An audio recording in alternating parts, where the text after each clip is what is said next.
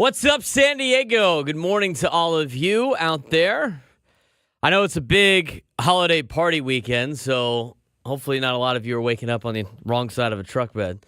This morning, I was going out on Friday, met with somebody for some drinks and everything, and we had to go to like 3 different places because they were all rented out for holiday parties, which I immediately took accountability for. It was like, this is probably a thing. I should have known better than to potentially pick the certain places that we did pick just to get shut out twice. Third time was the charm, though, so it worked out. But this will be our last show of the calendar year as we will get to the new year and a lot of different new news, hopefully with the Padres and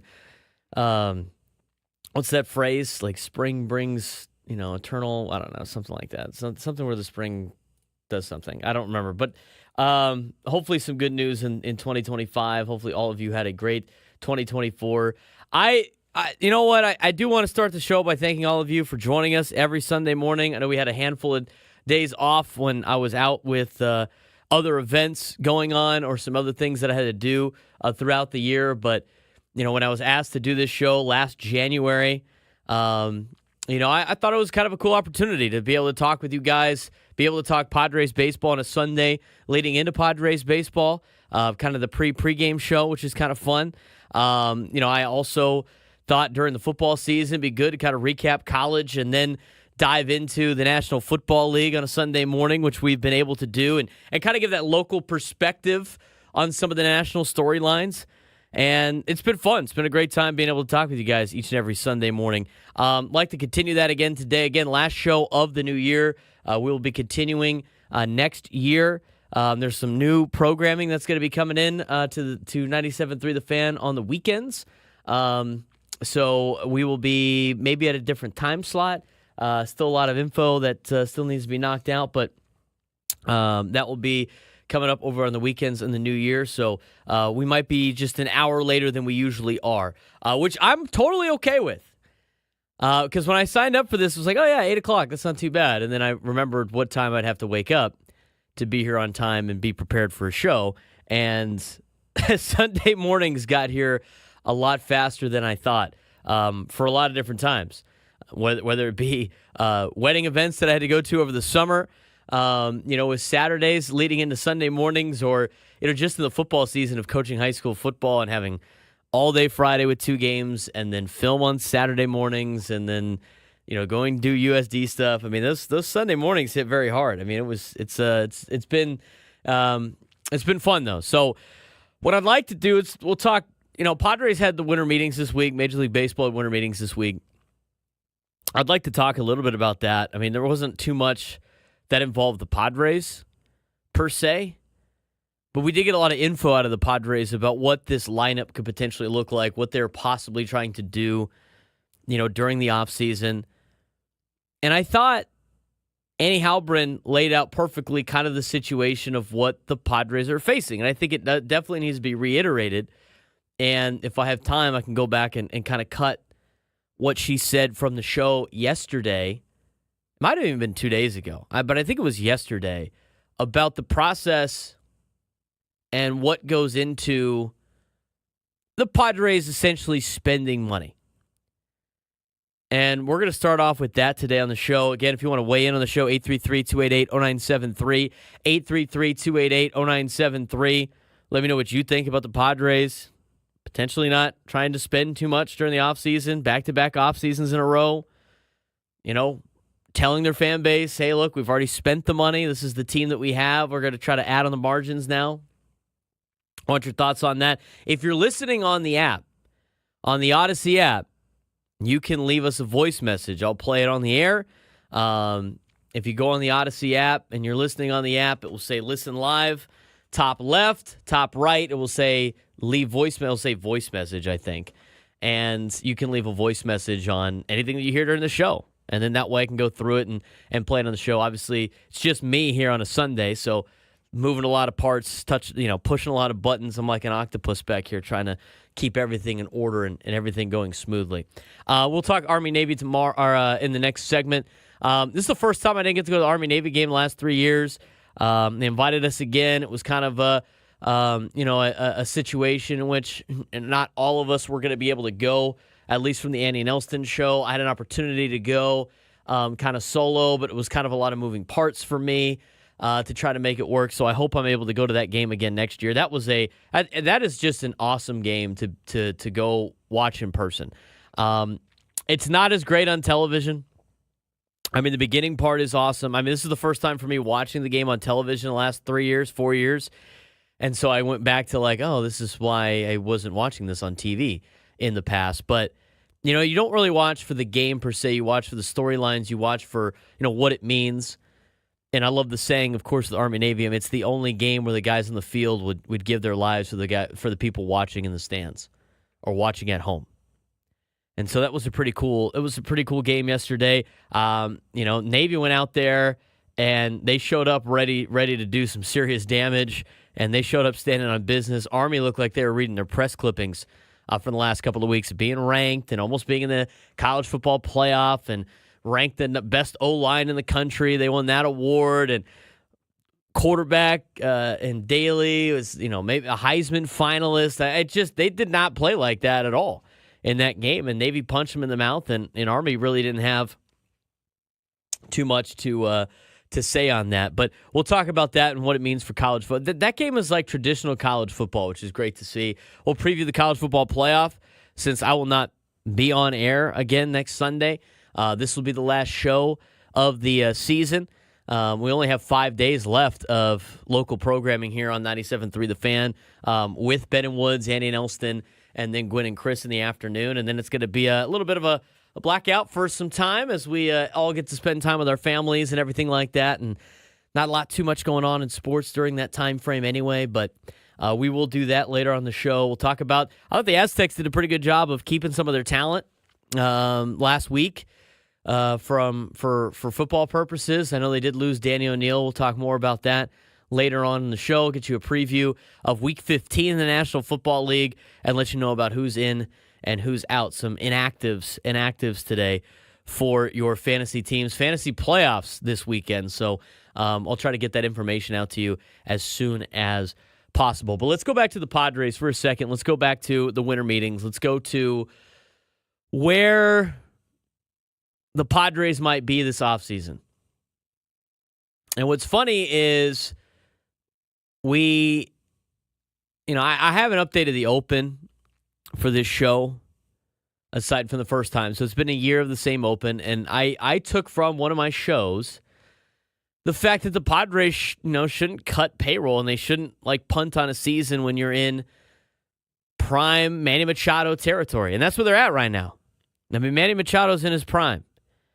And same with, Xander Bogaerts, even though he hasn't played very well in the last couple of years.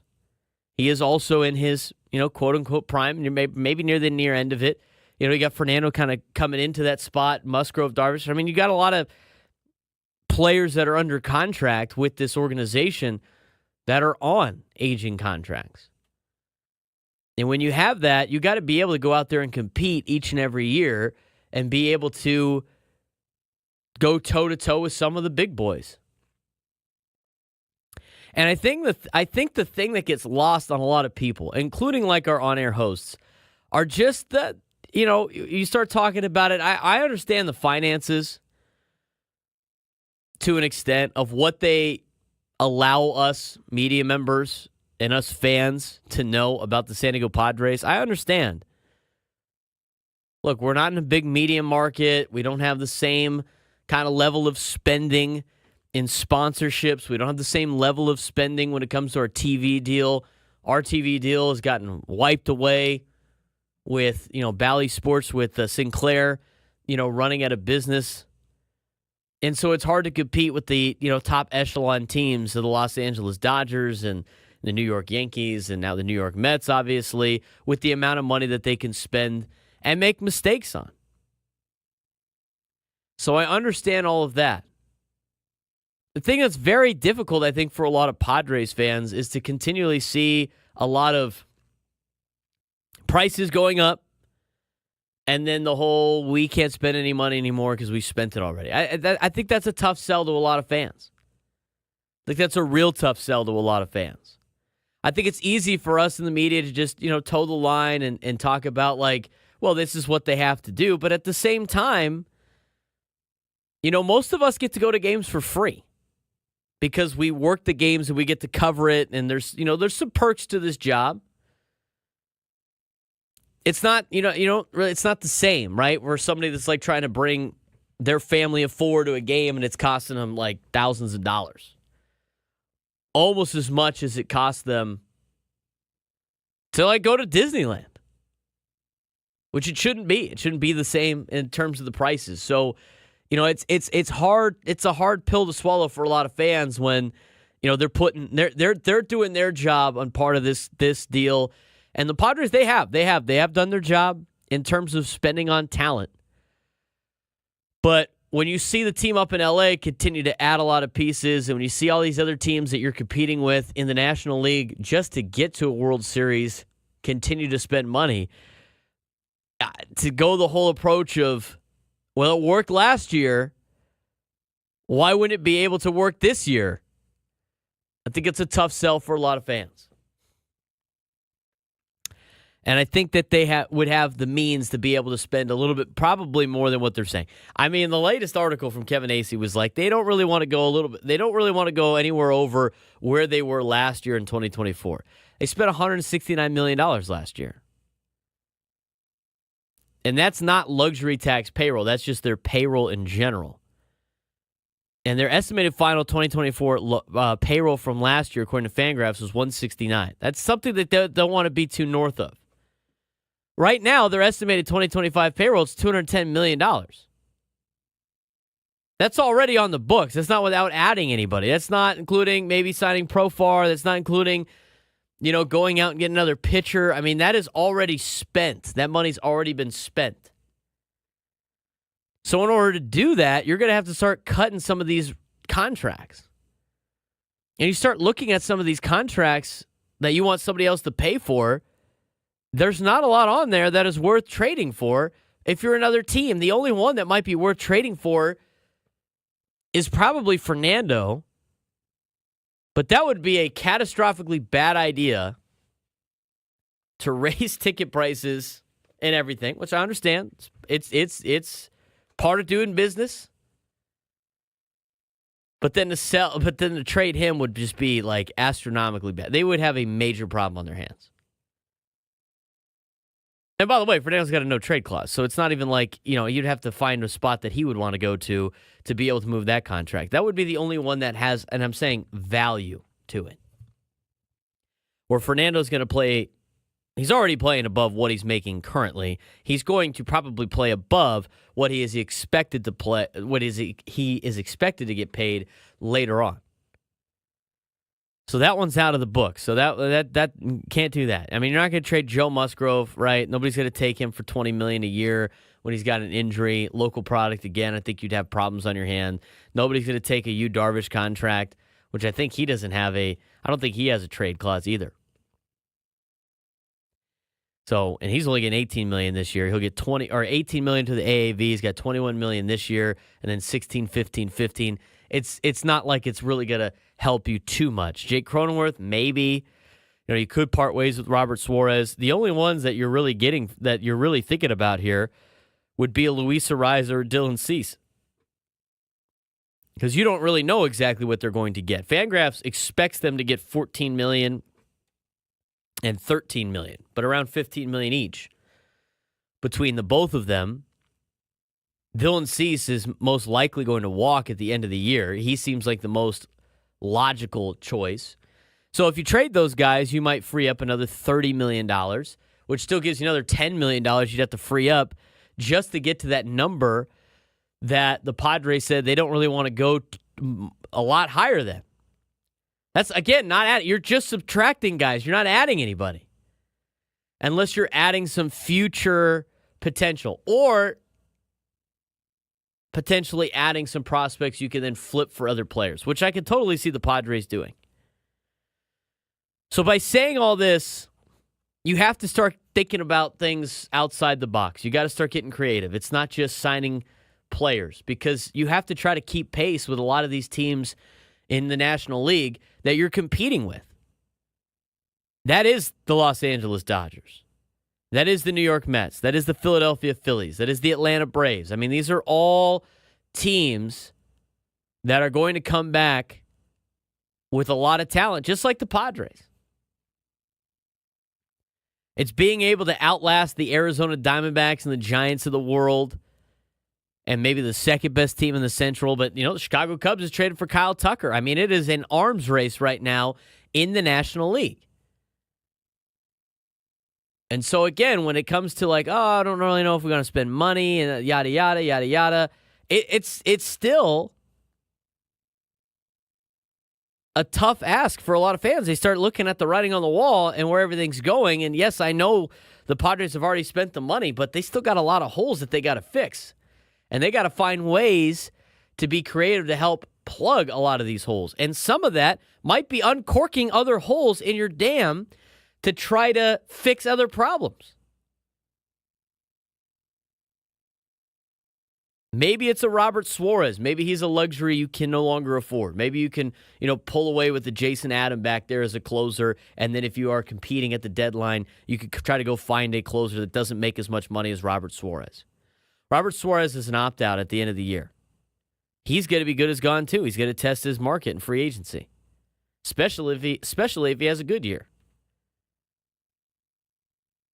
Then I got to replace him with other closers. Well, maybe I do it with Adam, and then I got to reload the bullpen. I got to go maybe young here. Maybe I got to go find some other pieces in other spots. I mean, there's other ways you could do this, but as creative as A.J. Preller was last year, he's going to have to be even more creative this year. I do want to mention what Annie said on Friday's show, and I think it kind of clears things up a little bit about the financials and how this thing works with the Padres, because I think a lot of people are just going with, well, this is Cassenda's fault because he's in charge now and he doesn't want to spend the money and Peter was spending his money and all this other. It didn't work like that. We had the full clip on Friday's show. I'm going to try to explain to you what Annie said and really inform what happens when it comes to the Padres and what it takes to spend money and what they have to do in order to spend a little bit more money and how that affects them moving forward as they try to recuperate a lot of their money. It makes a lot more sense when you start figuring out how the financials work for the ownership group of the Padres, which is more than just, Peter Seidler's stake in the team. We'll talk about that when we come back. This is the Braden Surprenant Show, live and local each and every Sunday morning from 8 to 10, San Diego's number one sports station, 97.3 The Fan.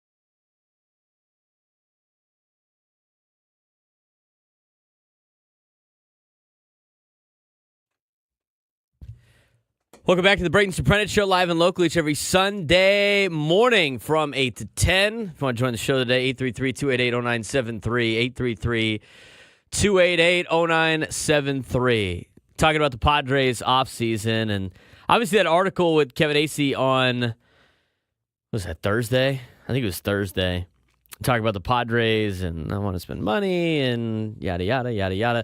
We had some good insight out of Annie Halbrin on Thursday, talking about kind of the inner workings of how the organization and how a lot of these organizations work when it comes to spending money. Again, there are ownership groups. They're not just, one owner that has his own money. It's not the Padres are not run like Cohen runs the Mets, where he could just write a check right if he wants to and he can go get somebody. Same thing with Artie Moreno in Anaheim, which is not as comparison, right? Because he doesn't spend as much money as Cohen, but he's done that in the past. Some of these other guys that have gone in there and the owners that go out and sign the big contracts, while the general manager makes, more moves on the margins. But the thing with the Padres, they have an ownership group and they have different people that have stakes in the team.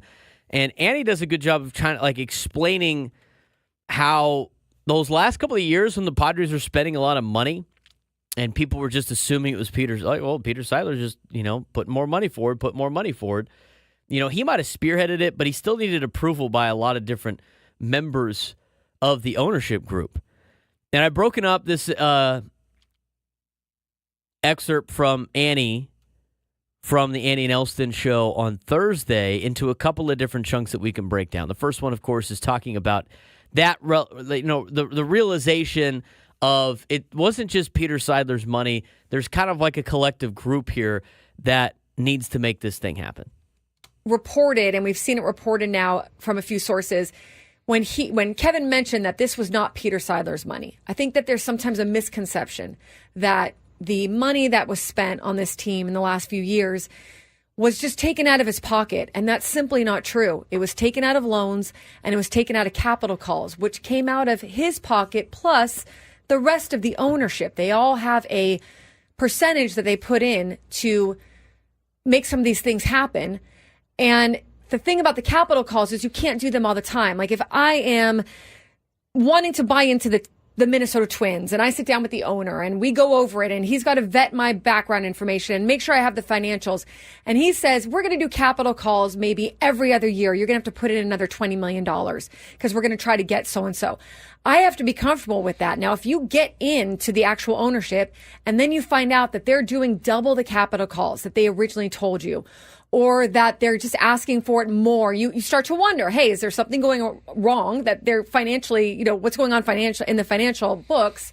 But also, maybe that's not what you signed up for. So you have to be careful with capital calls because you don't want to piss off your ownership so much that they then want to exit the ownership. And by the way, when you exit, typically you're not just trying to get the investment back, the return on the money that you put in, but you're trying to get now, you should fairly get the capital calls that you put on top of that. So now you're paying that person more when he or she exits, which some owners have done, like they do in every team over the last few years, even with the Padres. So as Annie was talking about, and there's another couple of clips in there, it wasn't just Peter Seidler's money. So it's as much as it's he wanted to go out there and win, and, obviously, and his health wasn't very good, and, trying to put together a team, before, he ended up, passing away to potentially win a World Series. And even though he was the spearhead of it, it wasn't just his money. It's collective from all the owners that have already put in millions of dollars and tens and hundreds of millions of dollars to be part of the ownership group. Then you're asking for more money into it so they can pay for said players. And this does happen all the time. It does happen all the time with a lot of teams in Major League Baseball, but you couldn't do this every single year. Otherwise, the owners are just hemorrhaging money. And unless you get your return on your investment when you sell, it's asking a lot for a lot of these owners. Now, that being said, that's why I have always said, and a lot of people have said, the best ownership to have are the ones that treat their team like it's a toy, because they're just trying to win. It's not like their main source of income is being the owner of a professional franchise. It's very lucrative It's a very, it's a good investment. I know a lot of people say it's not. It is when you sell the team eventually. It's like putting money into a house. It's the same thing. When you buy a house for a lower value and you put money into the house, and then you continue to you remodel the kitchen, and you remodel this, and you redo the backyard, and you start putting tons of money into the house for a little bit of your enjoyment, you get the return on your investment in a couple of ways. One, your enjoyment, and two, when you sell it, it will most likely be higher in value than it was when you bought it, and that's where you make your money back, right? So those are some of the things that are like the same with professional sports teams. So when these owners continue to put money forward, you can see why eventually they would want to kind of tone things down. Now, we don't know what's going on with the meetings, but it's interesting to see the way that they've put this together. Now, obviously, they can't do a capital call again. They don't want to, and this is the way that ownership's going to try to make some of their money back is by not trying to overspend. And I think the TV contract plays a lot into that too. Andy talks more about this and goes in a little bit more detail. We're going to talk about that in just a little bit. We got to take a quick break. This is the Braden Surprenant Show, live and local, each and every Sunday morning from 8 to 10 on San Diego's #1 sports station, 97.3 The Fan.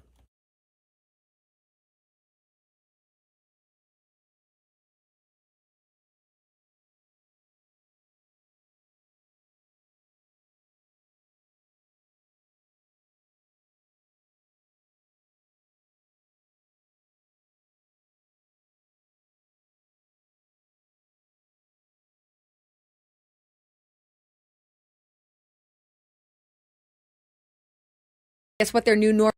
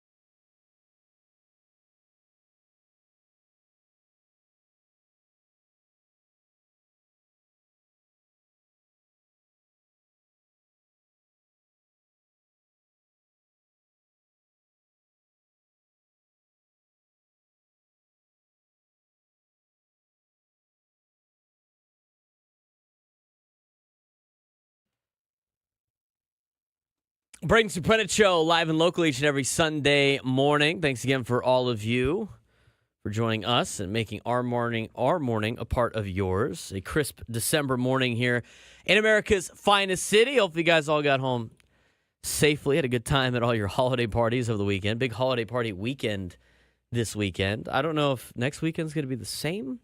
It might be. It's because it's the final week of, I think, a lot of people when it comes to work for 2024. There are a handful of you that will be working throughout the holidays, and a hats off to all of you keeping our city going and running, especially all the blue-collar workers out there that, have to work almost every single day and doing some hard labor and keeping our city looking good all the time. So appreciate all of you. And again, thanks again for tuning in, whether you be going to church this morning or some type of youth event.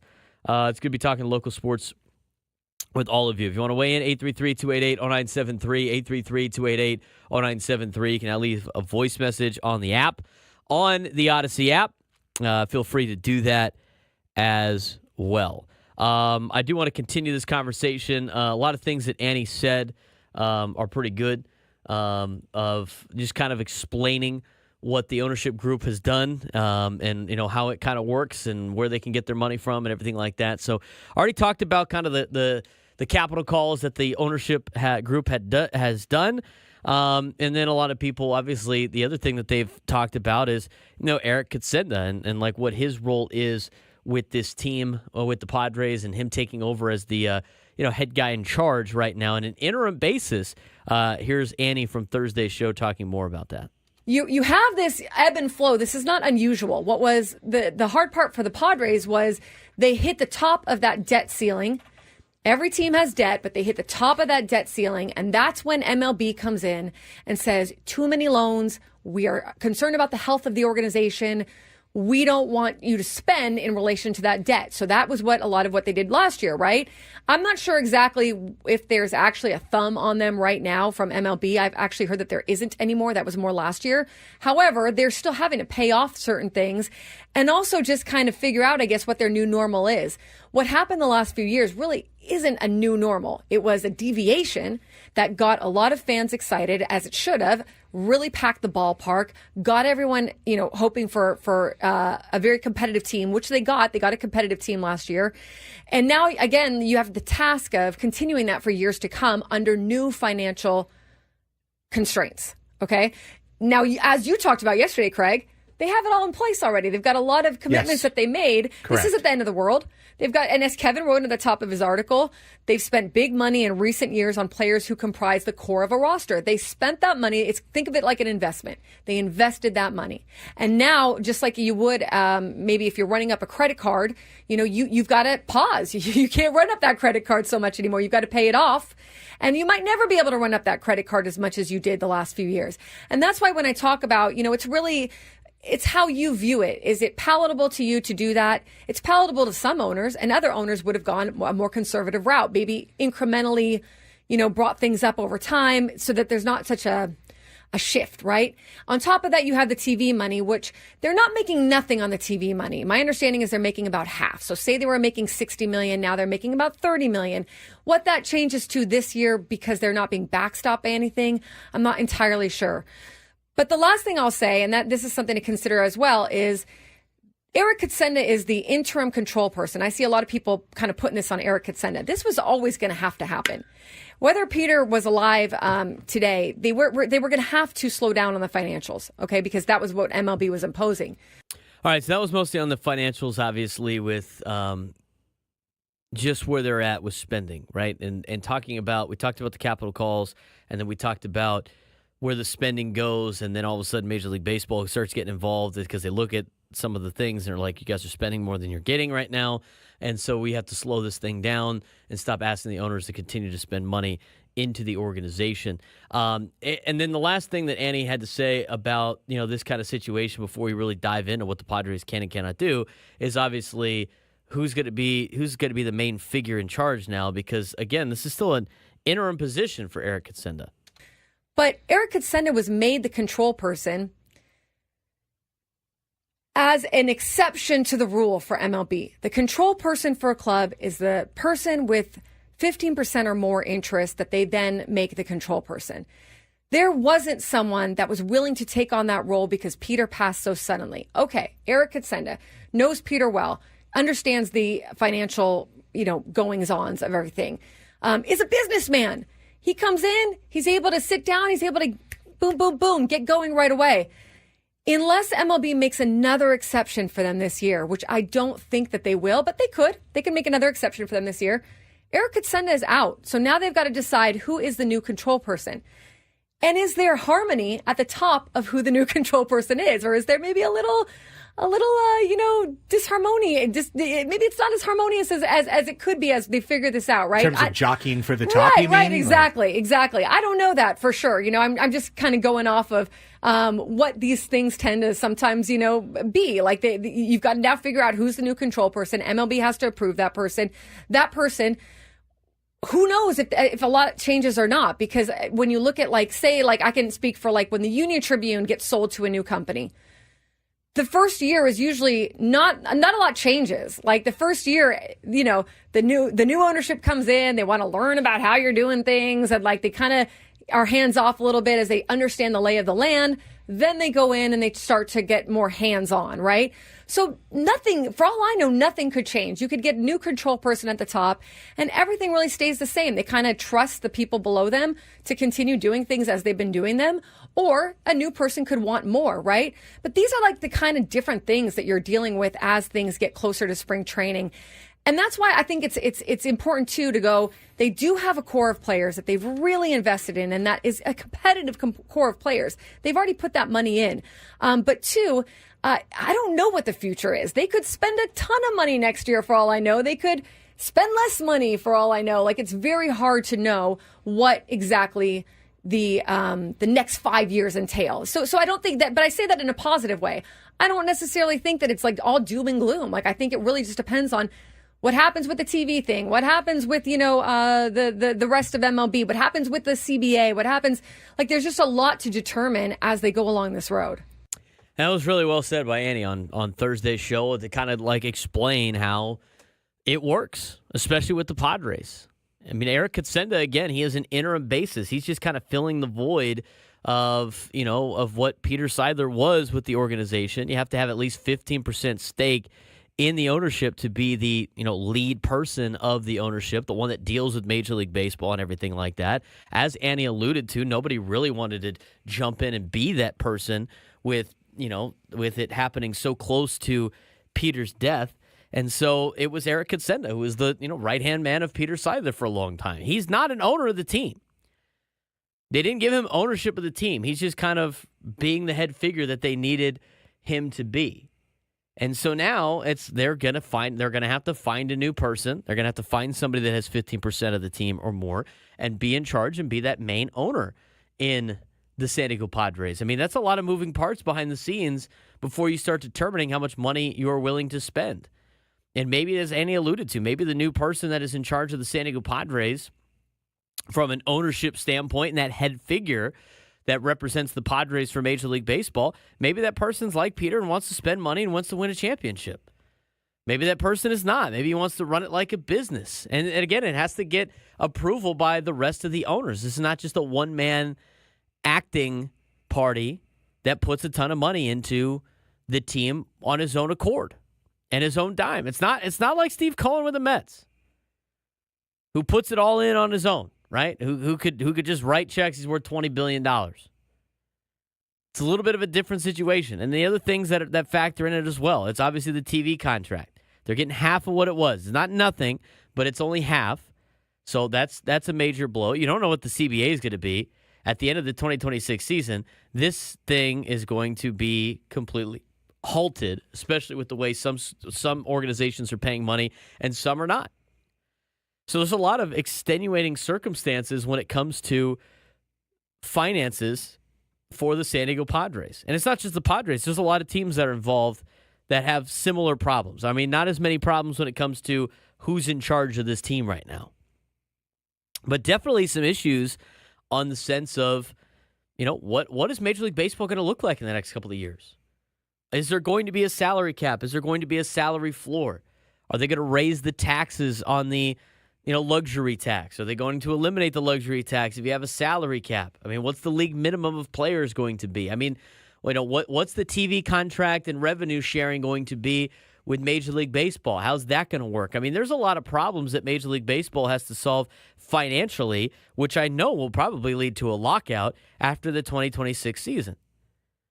Not a lot of teams know what it's going to look like, what the outcome's going to be with all of that.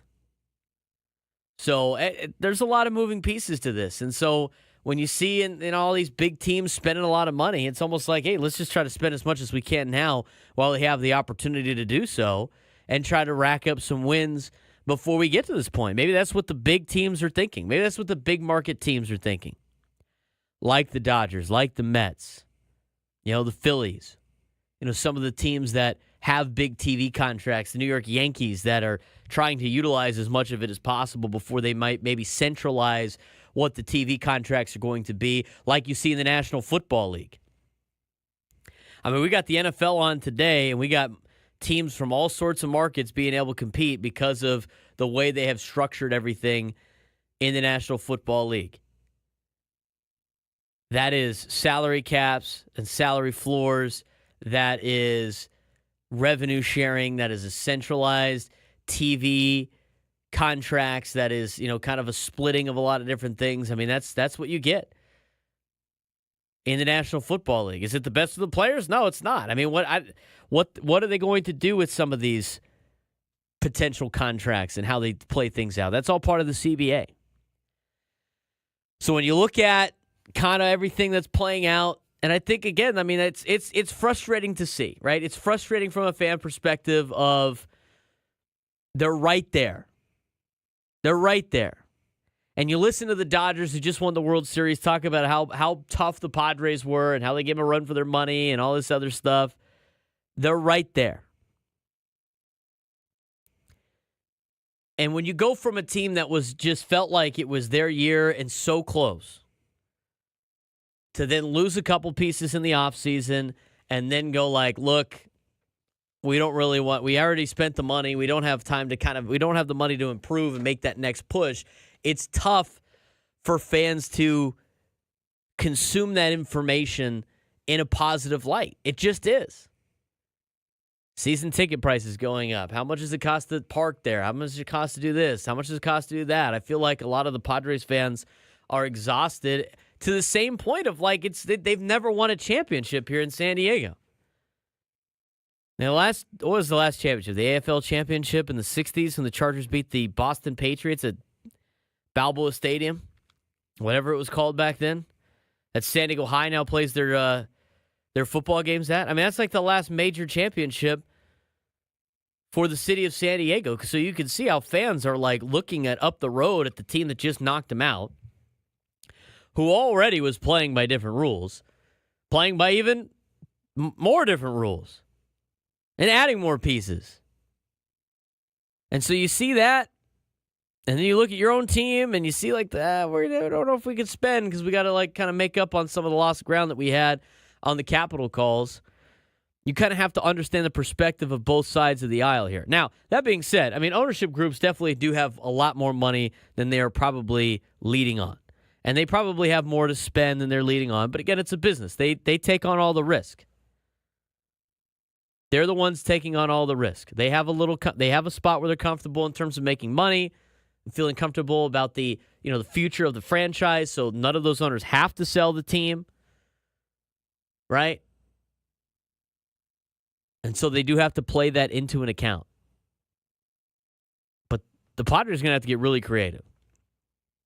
And it's either going to be trades or it's going to be a trade of Cease away, using those pieces, trade back for somebody else, trying to flip the resources they have and what they're willing to put together to try to, make it a complete roster. And at this point last year, it was the same thing. What are the Padres going to do? Sounds like they want to be underneath at least they had the narrative of like, we want to be underneath the luxury tax. We can't go over that for the third straight year. I think that's fair. I think that's fair on their part. But again, last year, I mean, the team didn't fully get completed until Luis Arias showed up, and that was during the season. Now, I always go back to this analogy. that Doug Gottlieb had on his show a long time ago about remodeling his house. And his wife being upset with the way it was looking. I don't like this, and this is not what I asked for. And he simply said, you just wait for it to be finished. It's not finished yet. You can't really make an assumption. You can't really make an opinion. You can't have an opinion on it until it's done. It's a bunch of studs in the room, right? Concrete, and until that room is finished and complete, you can't make your opinions on it, right? You can't have a feeling on it either way until it's done. The room is not finished. And I said this last year, and last year at the time where I was talking about it, it wasn't a complete room. And it was on paper looking like a fourth place team. And then, Jackson Merrill came through, right? Jackson Merrill was a guy that played out of his mind as a rookie. And Jurickson Profar had a career year. And you got some veteran presence with David Peralta and Donovan Solano. You go and you add a starting pitcher in Dylan Cease. As you're ready to get on a plane to fly to South Korea to start the season, you pick up an ace-type pitcher. And there's always going to be some of those players out there. And you know what? There's only so much you can spend on guys. And I know they don't have the one Soto piece that could potentially flip for a lot of great pieces back. But, I could see them doing that with Dylan Cease. They flipped Drew Thorpe from the Yankees trade for Juan Soto to the White Sox, end up getting you Dylan Cease. So maybe that's another avenue that they can go. Adding more prospects back, flipping those prospects for other players that might be making a little bit less in arbitration, right? And setting yourself up for what is a same level payroll, but just different value in different spots. I just think it's tough for a lot of Padres fans. They've been given steak so many times in a row that it's almost expected, and then you get a couple of, went from a filet, now it's kind of a New York, and now you're going, is that skirt steak? Is that skirt steak on the table? I've been used to the fillets. What's with the skirt steak? Still getting steak. It's just not as nice of a steak as you were getting before. But that being said, and I think the positive thing, and I'm on both sides of here. I understand both sides of the argument. I understand both sides of this conversation. I understand the fan perspective, right? Being here, being born and raised in San Diego, not seeing a championship, being so close so many times, not have it work out. And then I also see the side, we got to look at it from the money perspective as well. Even though we all think they probably could spend a little bit more than they're alluding to, I think there's something to be said about the way they have to kind of redo a lot of things and fix some problems behind the scenes, especially with not having a TV contract. You're still getting steak. It's just a little bit different than what it was before because you spent the money already on other products. And if they have a good year out of Xander Bogaerts, it changes things. Maybe that is the big risk that they take here in 2025 as Xander goes out there and plays up to his contract. Said the same thing about Jake Cronenworth last year. Jake was not playing up to the $12 million he was getting. And then all of a sudden last year, he played up to about the $12 million he was getting. Xander plays up to the 25. He plays up to half of that. You're in a lot better shape. Another good year of Fernando. And you start looking around the teams in Major League Baseball you're competing with. But the Padres are a playoff team as of right now. I think they're a playoff team. Even though they haven't really made any moves or done anything, they're still relatively a playoff team. We're getting into football mode when we come back. 833-288-0973. 833-288-0973. Mitch, Kevin, if you're on hold, stay there. We'll get to your phone calls as well. Braden Surprenant Show live and local each every Sunday morning from 8 to 10. San Diego's #1 sports station, 97.3 The Fan.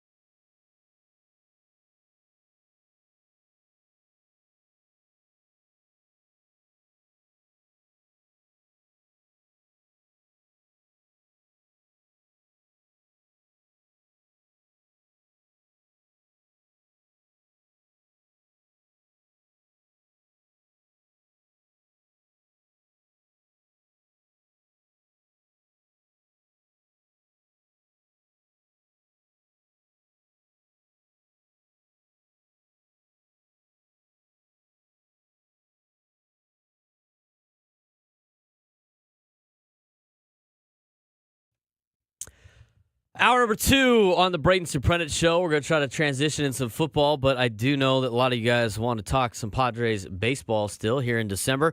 Last Braden Surprenant Show of 2024, as we will be off next week to celebrate the holidays. So hopefully all of you guys are getting ready for the holiday season. I guess it's already the holiday season, right? Does Thanksgiving start the holiday season with all the holidays that are in December and everything like that? I would say so, right? Holidays start with Thanksgiving, or do they start in December? I feel like it would start with Thanksgiving, but who knows? Hopefully you guys are all having time to meet with your families and everything like that. Should be great time for all of us. And I want to get to your phone calls again, 833-288-0973, 833-288-0973. Let's start out with Jesse in North Park. Jesse, what's going on here on the Braden Surprenant Show? Good morning, Braden. Hey, I was just wondering, what are your thoughts about people wanting to sell the team so soon? I think it's like a narrative that's just so early. It's just, I don't know, just people giving up so soon. And it's just, I don't know, it just kind of ticks me off the fact that people are just so quick on wanting to sell a team just because we are in this little hitch with our payroll. Yeah, I think that's a little bit of an overreaction for a lot of people. I mean, obviously, it's not having Peter there really driving the ship of trying to get more and more for the roster and everything like that. It's going to turn people the wrong way and thinking that the team needs to be sold to somebody else like him. There's not a lot of guys that are buying team or people that are buying teams that operate like Peter Seidler did. And like, Steve Cohen wants to do, because Steve Cohen grew up a Mets fan. He's got all this money and just wants to, just be a gigantic Mets fan running the team. I mean, it's hard to find those type of owners and then those guys to get approved by Major League Baseball. So it's the same thing with like firing a coach, right? Everybody always wants to fire a coach or maybe like get rid of a player, but until you have an alternative to the situation, it really just falls on deaf ears. So I don't know what people are. I think it's kind of ridiculous, to see some of those kind of comments like that. But Jesse, I appreciate the phone call. All right, thank you, Braden. Let's get out to Mitch in New Jersey. Mitch, what's going on? How's your Sunday doing? Pretty good. I'm driving down to Virginia. See my brother, my sister. God bless my mom. In 2 weeks, we'll be having a celebration for 92 years in his life. Happy holidays to you and your family. Appreciate that, Mitch. And I send the same to you. Hopefully, you have a good day with the fam today down in Virginia. What do you got for me today? Right. Well, first of all, and also, I hope your high school students and mainly your football players are on the right track. Bosco couldn't be met a day, maybe next year. But hopefully USC and San Diego, future Pac-12, can wheel in some of these LA players. San Diego, there's a lot of talent out there. I'm tired of them going to Georgia, Alabama. They're doing something fishy, but now it's legal now. It's all under the NL umbrella. But I've gone off course a little bit here. I'll get back. Before I get to the NFL, I'm telling you, Soto really took a gamble. This is not good for baseball. It's just totally ridiculous. I mean, he's a real good player, a great hitter. Everything else is average. I mean, the CBA, don't tell me we're going to have a strike. They have some balance. So it's like there's 12 teams. It's almost like college football. Half the teams in the FBS, more than half, have no shot. That's why there's 12 games. I'm really going to topics and topics, but I'm sorry. You could say 12, 15 teams in baseball will never have a shot at winning the World Series if this continues to happen. I agree with you, Mitch. Money, the Mets. I'm sorry? I said I agree with you, Mitch. What do you got? What's your last thing you got? It's just tough. I mean, but the team does get another hitter, another pitcher, or even a bullpen.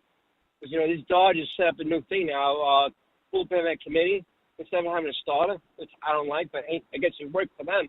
So everybody's going to copy them, I bet. With NFL, there's a chance it can happen, and most likely somebody goes in college and baseball. Wow, I am amazing. What do you think, Sandy? Chargers and Lions in Super Bowl, what do you think? You have a nice week. Maybe I'll talk to you during the week. If not, be safe. All right, Mitch. Thanks again for the phone call. And he went through a lot there.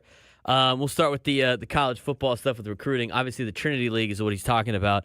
Yeah, Bosco, they got smoked by Mater Dei in the regular season. And then in the playoffs, Bosco did give Mater Dei a run for their money in the CIF championship, the Southern Section in Division One. But Mater Dei this year is just better than everybody else. I mean, they destroyed De La Salle last night. They went 37-15.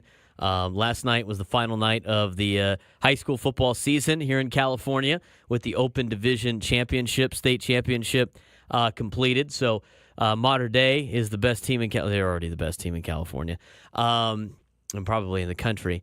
They ended up knocking off De La Salle. Lincoln won last night, or 2 nights ago on Friday, which is great for San Diego, Division One AA champion, as they outlasted Pittsburgh by 2.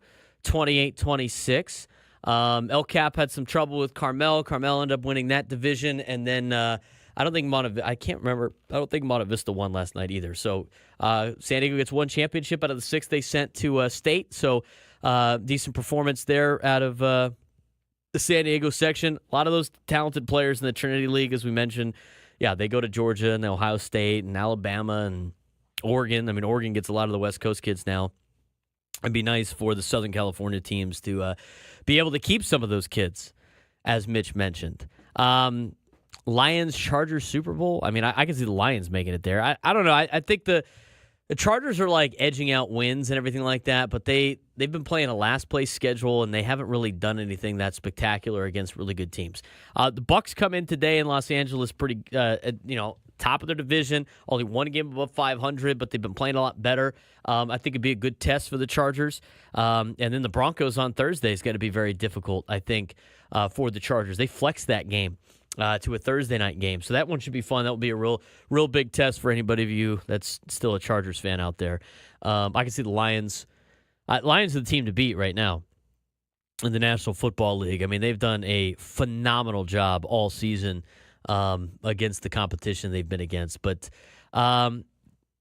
that's what I think I answered everything that Mitch brought up. The Juan Soto deal, it's utterly insane to give somebody that's a 1 to maybe 2 tool player that kind of money. I mean, he gets more money than the guy that's like arguably one of the best players in Major League Baseball history in Shohei Ohtani, who could pitch and hit. I mean, Juan Soto could basically just hit. He's not that great of a fielder. He's an okay base runner. No, he's got a good arm, I guess. But, like, aside from that, I mean, it's just basically hitting for $765 million. This is going to lead to a lockout or a strike in 2026. And that's for sure. 833-288-0973, 833-288-0973. Let's get on down to Chula Vista. Kevin weighing in. Kevin, what's going on? Good morning, Braden. Hey, thanks for the conversation about this problem with the Padres and finances. I know a lot of people don't like to hear it, don't want to talk about it. I'm sorry to digress off of your NFL here, but I wanted to thank you and Annie and Craig and Kevin Acey, especially for bringing up what needs to be talked about here, because the conditions, as you pointed out, have changed dramatically from when Peter Seidler, Ron Fowler bought the team, in which there was a TV contract that was giving them a guaranteed $60 million a year plus. That's dried up.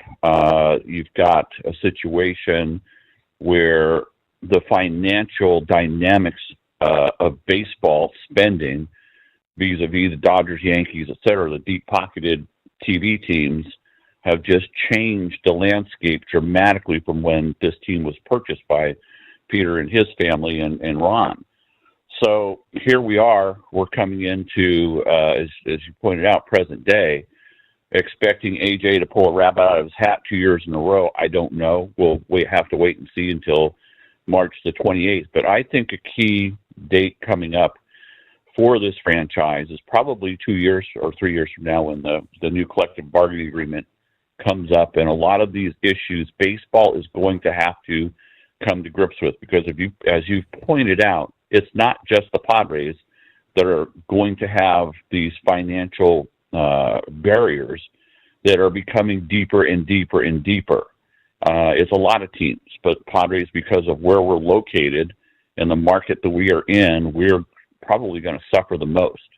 So what we're stuck with right now are 5 or 6 contracts that we can't get out of, and then we have to cobble together every year this merry-go-round of what's left. So when you say and talk about remodeling a house, if you've got the money to put in gold-plated faucets, you're going to put in gold-plated faucets. But if you're like the Padres and you don't have that, then you've got to downgrade and hope that what you do get is satisfactory enough to make the renovation complete.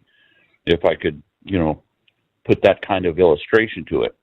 So I think we need to keep talking about this. There's a lot of people investing a lot of money to go to the Padres, thousands of dollars a year, and the narrative that the ownership group is not putting money into this. Look, you've got private investors here. We don't know the extent and the depth. And here's the important point: these investors, Braden, if you're into private equity, know a little bit about it, which I'm sure you do. You get a prospectus when you put your money in, and there's an expected rate of return that you think you're going to get a reasonable rate of return. When those things begin to dry up, and I've done private equity investing, you get a little bit nervous, and then you start making telephone calls, and you start trying to find out, what's my options as an investor in the future? Can I get out of this? Do I need to sell? Are we going to be able to correct this and purchase more shares, et cetera? So there's a lot of moving parts, as you pointed out, in the future here, which we're not privy to. But beware, because it's out there, and a lot of these things need to be solved for this team to be reasonably competitive in the future beyond just making the playoffs. If the ultimate goal is the World Series, we've got a steep road to climb in that regards, because it hasn't been done yet, even with all the guys that they've gotten and the money that they've spent. Yeah, 100%, Kevin, and that's the perspective that we have to give out sometimes when you start looking at, well, we were able to spend this much money before. How come we're not able to spend this much money now? And it's a hard place to be in right now, because you've given Padres fans a lot of big pieces, and you were this focal point of the winter meetings for like 3 to 4 years in a row, and every big target was rumored to go to the Padres, and then you went from that to, Kyle Higashioka might be too much money to bring back, and that's a hard pill to swallow, especially when everything goes up in terms of prices at Petco Park. Well, and we've gone through this, those of us who are old enough, since 1969 with the Padres franchise, in various shapes, forms, and descriptions. Ownership groups have come and they have gone. Many of them, most of them, have not made a lot of money in the day-to-day finances of the franchise. They do make it, as you point out, on the sale. That's where they get their money back. But as far as day-to-day operations in this market, it is extremely difficult to end up with profits that are going to satisfy people that have put money in, expecting some type of reasonable rate of return. And that's just who we are. That's what we are. In San Diego, we're at the cul-de-sac, and the market here, you're in it.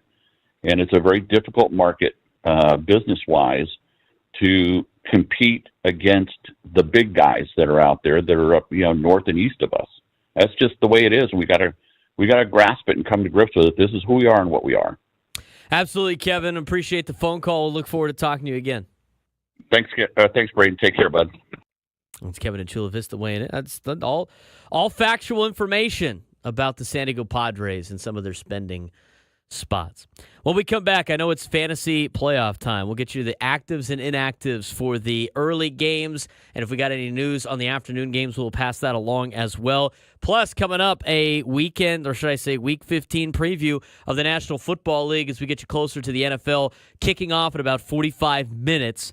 As we do have the NFL show that follows us here on 97.3 The Fan. I'm Braden Surprenant. It's the Braden Surprenant Show. If you want to weigh in, 833-288-0973, 833-288-0973. You can also leave a voice message on the Odyssey app, and I can play that for you as well. We did get a couple of those out there. We'll play those when we come back. Thanks again for tuning in to the Braden Surprenant Show, live and local each every Sunday morning from 8 to 10 on San Diego's #1 sports station, 97.3 The Fan.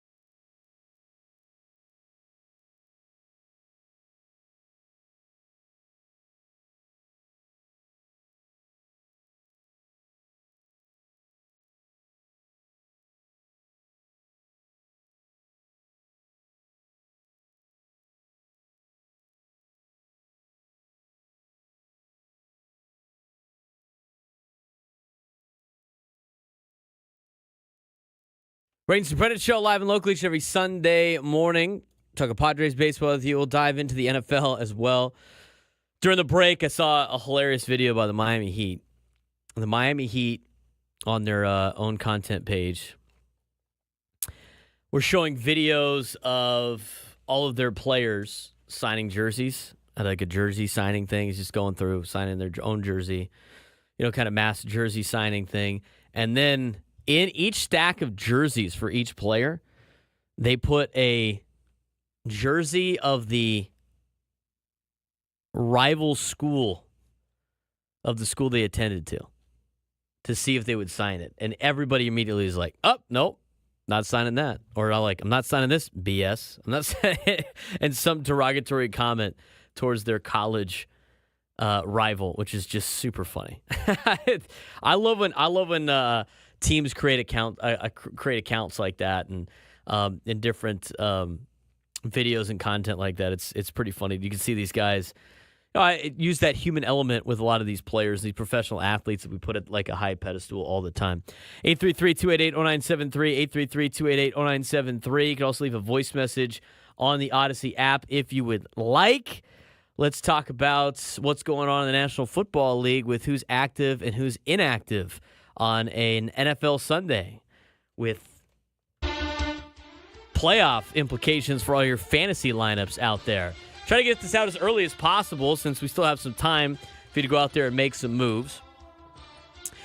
10 a.m. games out here on the West Coast. We'll start with Baltimore. Baltimore Ravens. Deontay Johnson is suspended from the team. That is a team decision. He will not play today. Rashad Bateman is ready to play with a knee injury. Johnson's refusal to go in for Bateman when he got hurt in Week 13 is the reason he's suspended. I don't know why anybody that has Deontay Johnson still has him on their team. If you do and you're holding out hope, he ain't playing today, so go find somebody else. Raheem Blackshear, the running back for Carolina, is questionable with a chest injury. If he could suit up, he'll be the primary backup to Chuba Hubbard for Carolina. Cleveland, the Browns, hamstring injury for David Njoku. He is questionable today. Lack of practice all week makes this a game-time decision. Jordan Akins is the likely tight end starter for the Browns if Njoku sits, again with a hamstring injury and not practicing all week. Even if he does play, I can't imagine him getting significant fantasy points for you. And David Njoku, questionable, the hamstring. Cedric Tillman, wide receiver for the Browns, is out with a concussion. Jerry Jeudy and Elijah Moore will get the bulk of wide receiver targets at least until Tillman can be cleared to play. Cedric Tillman out with a concussion.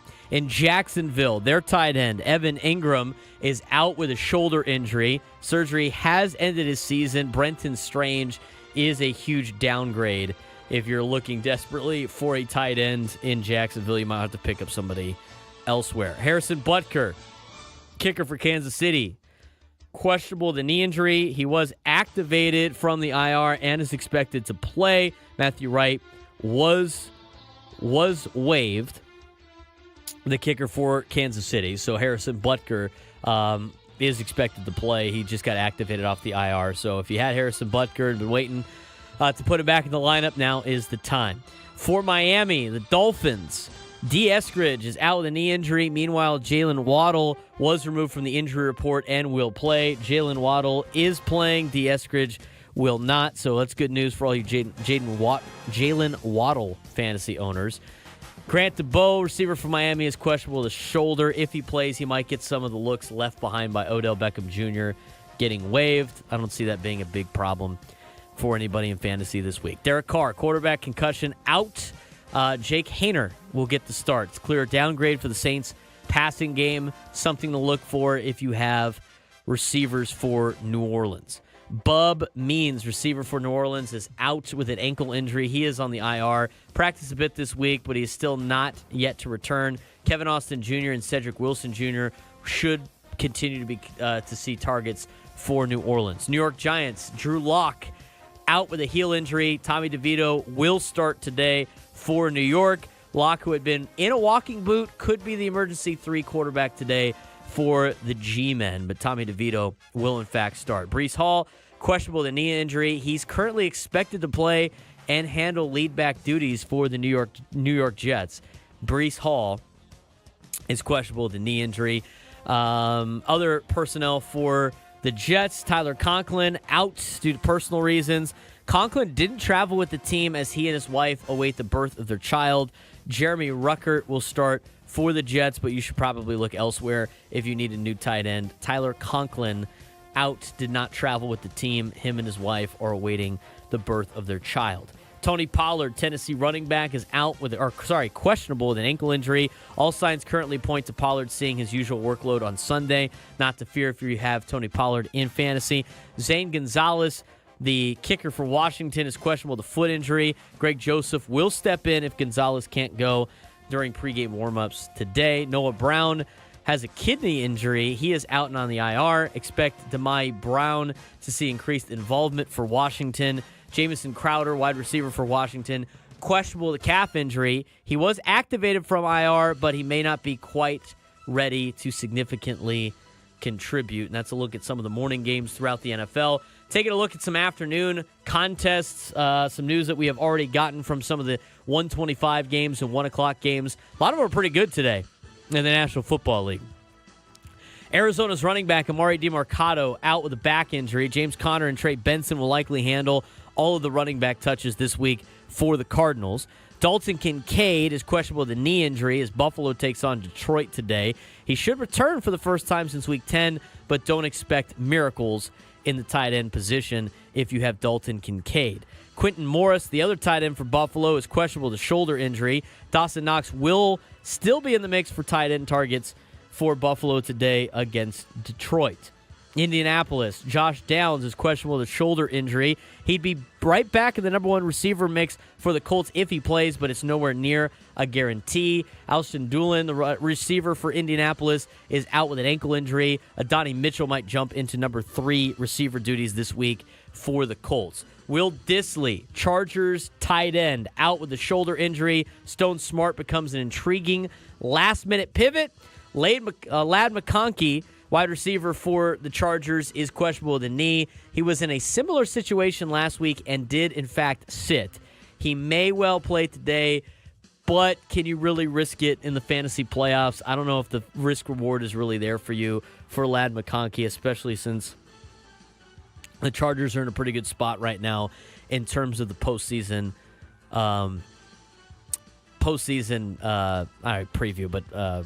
Window. George Pickens, receiver for the Steelers, is out with a hamstring injury. Don't expect a lot of passing for the Steelers as a result of Pickens' absence. Bucky Irving, running back for Tampa, questionable with back injury. He is expected to play, but you really shouldn't count on him to play today. Rashad White and Sean Tucker would split the workload if Irving sits. And then the last one for you, Sterling Shepard, receiver for Tampa. He is questionable with a foot injury. If he suits up, temper expectations for another huge week from Jalen McMillan if Sterling Shepard is back. If not, maybe McMillan is the way to go. Sunday night's game between Green Bay and Seattle. Luke Musgrave, tight end for Green Bay, out with an ankle injury. Nothing here that's not just noting that he's back at practice, but with an eye on the postseason roster. Musgrave not looking for a potential start or play today. Kenneth Walker III, doubtful with a calf injury for Seattle. Zach Charbonnet is doing just fine while Walker heals up. No need to rush him back. And that's a look at the actives and inactives for Week 15 for your fantasy football playoffs. When we come back, get a full Week 15 preview of the National Football League, as well as more of your phone calls and some voice messages. If you want to weigh in on the Padres, 833-288-0973, 833-288-0973. I'm Braden Surprenant. This is the Braden Surprenant Show, live and local each every Sunday morning from 8 to 10. San Diego's number one sports station, 97.3 The Fan.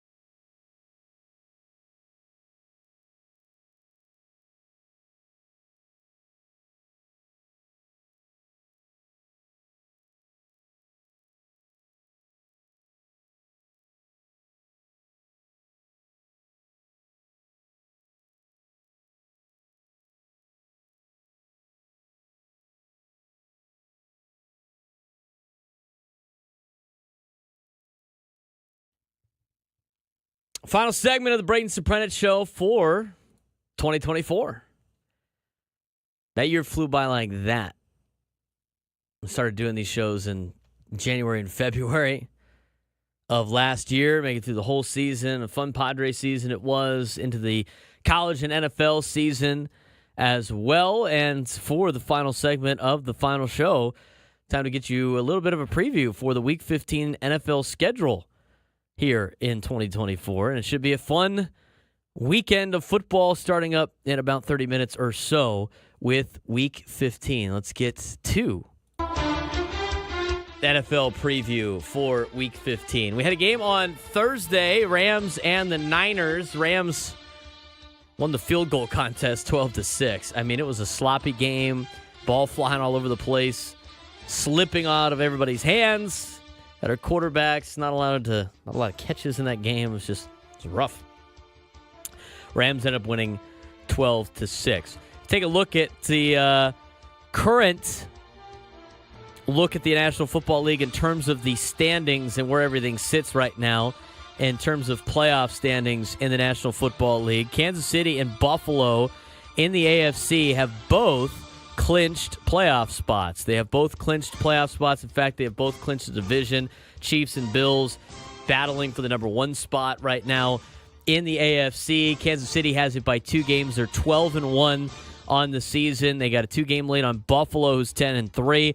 Pittsburgh at 10-3 comes in at number 3 team in the AFC based on leading the AFC North, and the AFC South leader right now are the Houston Texans at number 4. Wildcard teams: Baltimore 8-5, Chargers 8-5, Denver 8-5, and the teams on the outside looking in right now: Indianapolis, Miami, and Cincinnati. And that's it. Everybody else in the AFC has been eliminated already by Week 15. Cleveland's 3-10, Jacksonville's 3-10, the Jets are 3-10, the Titans are 3-10, the Patriots are 3-10, and the Raiders are 2-11. So all those teams have already been eliminated. You're looking for 10 teams right now that are battling for 7 spots, and in reality, it's really 3 teams that are 2 games back of a playoff spot, with the Broncos having that last spot at number 7 in the AFC. When it comes to the NFC, Lions and Eagles have both clinched playoff berths. Both clinched playoff berths, still both trying to hang on and win their division. Lions currently have the 1 seed in the NFC at 12-1, lead the Eagles by 1 game in the NFC. They're at 11-2. NFC West leader right now is the Seattle Seahawks. They sit at 8-5, and the NFC South leader are the Tampa Bay Buccaneers. They're at 7-6. Vikings and Packers both in a playoff spot at 11-2 and 9-4. Final playoff spot right now: Washington Commanders at 8-5. Rams are right there at 8-6, trying to get to that last spot. Falcons still alive, Cardinals still alive, Niners still alive, Saints, Cowboys, Bears, Panthers. They're all still relatively in the mix for either a wild card and some even the division in the NFC. Only 1 team has been eliminated in the National Football Conference, and that would be the New York Giants. You got your playoff bracket set. Let's get to games this week. Morning games: Kansas City at Cleveland. Kansas City's favored by 4.5 over the Cleveland Browns. Chiefs coming at 12-1. Cleveland's 3-10. Can quarterback Jameis Winston remain patient and stack methodical scoring drives against the Chiefs defense that has allowed the second fewest explosive plays in the NFL through Week 14? Well, it remains to be seen. Well, Wilson, that's something that he could be. Jameis Winston, something he could be looking for today for the Cleveland Browns. Can Jameis Winston not throw a bunch of picks? He has shined a couple of times in being the starter for the Browns. I mean, they went out and beat the Steelers in one of those 3 wins that they have gotten all year. They have been eliminated from the playoffs. Can play spoiler against Kansas City. I like the Chiefs in this game by 4.5 points. I'll take that minus 4.5. Browns wide receiver Jerry Jeudy has 50-plus receiving yards in 6 consecutive games, which is the longest of his career. He is really doing well with Jameis Winston. Jameis Winston does like to air the ball out downfield, so maybe Jerry Jeudy could have another one of those up his sleeve this afternoon, or really this morning. Bold prediction in this game: Browns quarterback Denzel Ward will surrender no more than 1 reception to receiver DeAndre Hopkins. I'm selling that. Ward is coming off a game in which he hasn't even targeted wasn't even targeted per NFL Next Gen Stats. According to ESPN, they expect the Chiefs will rely on their other playmakers and not D-Hop this afternoon. I think D-Hop gets more than one catch. I think he gets 2. I'm selling that bold prediction by ESPN. Chiefs have a 77% chance to earn the top seed in the AFC per ESPN analytics. That rises to 87% with a win and falls to 61% with a loss today against Cleveland. Here's a mid-off for you. Bengals playing for their playoff lives are down in Nashville today to take on the Titans. Bengals are 5-8, Titans are 3-10. Bengals need the Broncos and the Colts to both lose 3 games, and they need a couple of other teams to lose 2 games, if I'm not mistaken. They need the Dolphins to lose at least 2. They need the Broncos and the Colts to lose at least 3, and the Bengals are in the postseason if they go 4-0, which would be starting today against the Titans, who they have a 5-point favorite against. Joe Burrow going up against one of his most imposing foes in the Titans defensive lineman Jeffrey Simmons. Simmons had 3.5 sacks and 10 pressures in 3 career games versus the Bengals, including Cincinnati's playoff win in 2021. And Burrow had a 0.4 quarterback rating when Simmons gets for the first pressure. But Burrow is ready. Quote, "This year I'm making plays at a much higher rate than I have ever before outside of the structure." So we'll see what happens between Burrow versus Jeffrey Simmons. Again, Bengals playing for their playoff lives today. Titans lost to the Jags last Sunday, clinched their 3rd straight season with 10 or more losses. It's the first time the franchise has done that since 1983 to 1986 when the team was then the Houston Oilers. Bold prediction. I'm already taking the Bengals -5. Bold prediction, Bengals will score 40-plus points. I'm selling that. Actually, know what? No, I'm not. Bengals score a lot of points. Their offense is good. Their defense is not. They've hung tough with a lot of good teams in the National Football League. It's just hard to bet on the Bengals because they notoriously screw things up. There's a reason why they have the nickname that they have. But 40 points, I can see. Titans aren't good. Bengals' offense has been looking pretty good. I know they got in a shootout with Pittsburgh a couple of weeks ago. I'll take the Bengals scoring 40 points. I don't think the Titans are bad. I mean, they're really bad. They're not good defensively at all. They're not going to move the ball a lot on offense. I mean, it's kind of a chore for them to move the ball. It was a chore for them to move the ball against the Jags last week. I'll buy that. So I'll take Cincinnati -5. I'll buy Bengals will score 40-plus points in the game this morning. Stat to know, or what's at stake, I should say. Although the Titans have been knocked out of the playoffs, Bengals still have a 3% chance at the postseason after their Monday night win over the Cowboys. We talked about that already. Commanders and Saints. They're both, well, Saints are still in the playoffs, technically. They have a chance.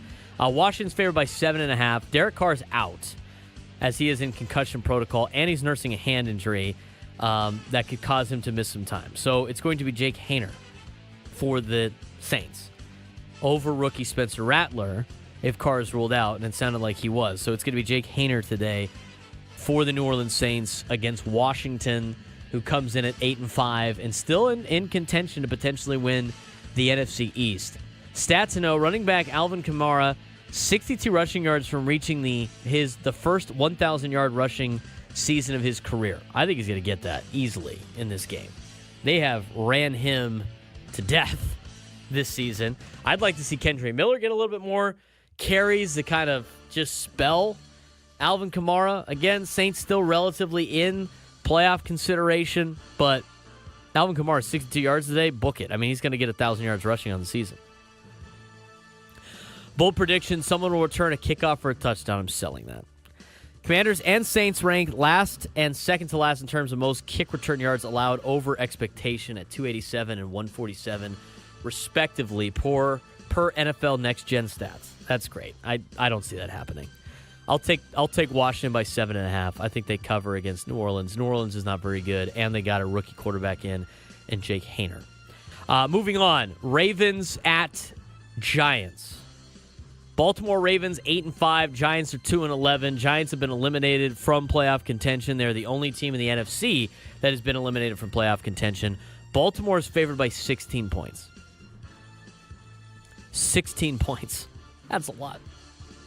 16-point favorite for the Baltimore Ravens in an NFL game. This has the makings of a huge day for running back Derrick Henry and the Ravens' rushing attack. Giants are giving up 4.9 yards per carry this season, which is tied for the franchise record's second worst performance over the past 2 decades. Baltimore is averaging 5.72 yards per rushing attempt, which is the second best in NFL history behind the 1963 Browns. Derrick Henry, big day. I don't know if Baltimore covers 16 points. I know they're down to, God, who are they down to? I know Tommy DeVito's back to starting for the Giants. They'll try their best to move the ball downfield. No Drew Lock. Daniel Jones moved on. I'll take. I think the Ravens win head to head. I'll take the Giants plus 16. Ravens quarterback Lamar Jackson has 29 passing touchdowns this season, which is the second most in the NFL behind Joe Burrow's 33, and already his most since having 36 in his unanimous MVP season in 2019. Stat to know. I think he's going to light that up even more today. Bold prediction, as put out by ESPN, Giants running back Tyrone Tracy Jr. will record fewer than 30 rushing yards. Sure, I'll take that. Ravens have the highest-ranked rushing defense in terms of EPA per play, and there's a pretty good chance the Giants will fall behind early and start throwing downfield. Yeah, I'll buy that. 100%. I'll buy that. What's at stake for the Ravens? They're still in the hunt for the AFC North crown, holding a 20% chance to win the division compared to the Steelers' 80% chance. Their odds improved to 23% with the win and fall to 6% with the loss. They need to win to keep pace with Pittsburgh, who they will welcome to Baltimore next week. Cowboys at Panthers. Cowboys still alive. Carolina is somehow too. Carolina's a 3-point favorite at home against Dallas. Last week's loss to Cincinnati left the Cowboys as down as they have been all season. So how do the players respond in a short week against the Panthers, who have played better as of late? Well, we'll see. Players have continued to battle under coach Mike McCarthy, but this will be his biggest challenge to date, with leaders such as Dak Prescott with a hamstring injury being out, Zach Martin with an ankle injury out for the season. Both of those players, 2-game winning streak, had the Cowboys dreaming of a playoff run at 5-8. They're not out of the chase yet, but the loss to the Panthers would mean their first sub-500 finish since 2020. Cowboys and Panthers have 2 of the worst rushing defenses in the NFL. Carolina ranks last in rushing yards allowed per game. Cowboys are 30th, which is like third to last. Bold prediction, Panthers edge. DJ Wonnum will record a sack. I'll buy that. Cowboys are down bad right now with their quarterback situation, with everything, with all the injuries. Not playing really good football either. What's at stake? Panthers hold a 10.5% chance to get the number 1 pick in the NFL draft in 2025. Third highest odds per ESPN's FPI, behind those of the Giants at 41%, the Patriots at 24%. Their chances increased to 19.1% with a loss. Most of these, like, what's at stake are like how to get in the playoffs. And for the Panthers, it's like, how do you get back to getting the number 1 pick? How do you get back to getting the number 1 pick? I think the Cowboys put up a better fight. I'll take the Cowboys plus 4. Other morning games, Jets at Jags. Oh, mid. Both these teams have been eliminated. Do you really care? Jets are favored by 3.5 in this game. Jags defense ranks last in yards allowed per game. That's on pace to be Jacksonville's second highest yards per game allowed through a season in franchise history. Bold prediction, wide receiver Brian Thomas Jr. will record 100-plus receiving yards. He has gotten double-digit targets in each of the past 2 games, which is what Jacksonville needs to do. And even if Sauce Gardner plays, he's not playing well this season, and he does have a hamstring injury. So look for Brian Thomas Jr. to have a big day. I'll buy that because I got him in fantasy. Could really use that. What's at stake? Jags and Jets have both been eliminated from the playoff race, and both could be picking in the top 5 of the draft. They have a 54.1% and 36.1% odds, respectively, at a top 5 selection. That's all you need to know about that game.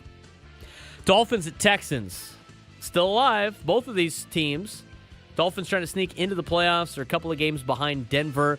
Houston trying to maintain that lead in the AFC South. Keep an eye on the turnover battle.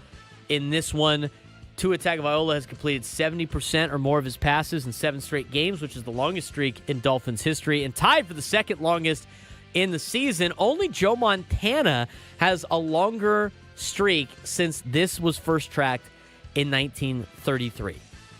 Texans are favored by 3 in this game. I like Houston in this game by 3. Buy or sell, bold prediction. Texans tight end Dalton Schultz will score a touchdown in his second consecutive game. Of targets against the Dolphins, 24% go to tight ends, which is more than any other NFL team. I'll buy that. I think Dalton Schultz will score a touchdown today. I'll buy that. Anytime touchdown. Book it. Dalton Schultz. Dolphins, Texans. Afternoon slate starting at 125. Colts at Broncos. Colts at Broncos is an interesting matchup. Broncos trying to stay in that number 7 spot in the playoffs. Colts trying to battle their way into a playoff spot. Bengals need both these teams to lose. That's not going to happen. Denver is favored by 4 in the Mile High City. Sunday's game is massive for Indianapolis because the Broncos are their primary challenger for the final AFC wildcard spot, but the Colts haven't faced well in pivotal late-season games in recent years. A couple notable failures include last season's Week 18 loss to the Texans that determined the winner of the AFC South, and in 2021, with the Colts poised to clinch a playoff spot easily, they shockingly lost to the Raiders and Jags in Week 17 and 18, respectively, knocking Indianapolis out of the postseason. They could really use a win today in Denver. Colts have the second easiest remaining schedule of any team in the NFL. Only the Falcons have an easier finishing slate. A win today would make things a lot easier for Indianapolis in terms of a playoff push. Really put the Denver Broncos in a win-or-go-home game or a pivotal matchup next Thursday against the Chargers. What's at stake? Broncos' chances at the playoffs increased to 92% with a win and decreased to 50% with a loss per ESPN Analytics. Colts' odds at the postseason climbed to 53% with a win and fall to 6% with a loss. This is almost a playoff game between the Colts and the Broncos coming up at 125. Bold prediction, Latu will record a sack. Buy or sell, I'll buy it for the Colts till he gets a sack. Latu is improving a little bit each game with 2 sacks and a 22% pass rush win rate at edge, 8th highest since Week 10. That is a playoff level game in Denver. This is a Super Bowl level game in Detroit. Bills at Lions, 125 on CBS. Detroit's favored by 2.5 in this game. Bills have scored 30-plus points in 7 straight games, which is the longest streak in franchise history and one shy of the longest in NFL history. Bills lost last week to the Rams. I think they bounced back. I like the Bills plus 2.5 in this one against the Detroit Lions. Buy or sell, bold prediction, the Lions will block a punt.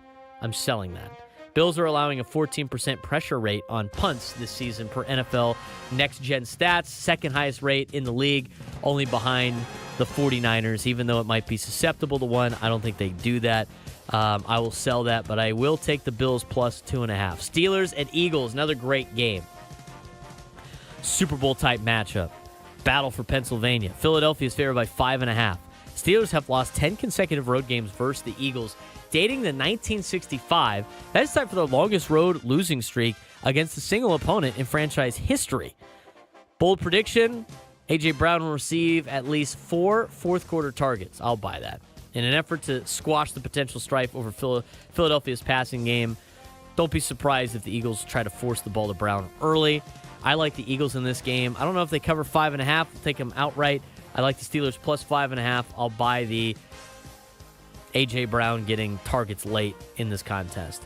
Patriots and Cardinals, another afternoon contest for you. Patriots already eliminated from the playoffs. Cardinals trying to keep pace. Cardinals are favored by 6. Stat to know, Cardinals have lost 3 games in a row after a 4-game winning streak. During that span, their 15.3 points per game ranks 29th in the league. Really slowed down Kyler Murray and company. I like the Cardinals in this one. Bucks at Chargers up in Los Angeles. Chargers are favored by 3 in this game. Bucks are riding a 3-game win streak after losing 4 straight from Week 7 to Week 10. They've rushed for over at least 150 yards in all 3 games, which is tied for the longest streak in franchise history. Buccaneers hold a 1-game lead over the Falcons in the NFC South. Their chance to win the division title increases to 87% with the win and falls to 63% with a loss. Another playoff-type game between the Chargers and the Bucks. Night game tonight, Packers at Seahawks should be a good one on NBC. That game will be right here on 97.3 The Fan. That'll do it for me for 2024. Braden Surprenant wrapping up 1 year of the Braden Surprenant Show. We'll see you in the new year. as we continue coverage this week on 97.3 The Fan, San Diego's #1 sports station.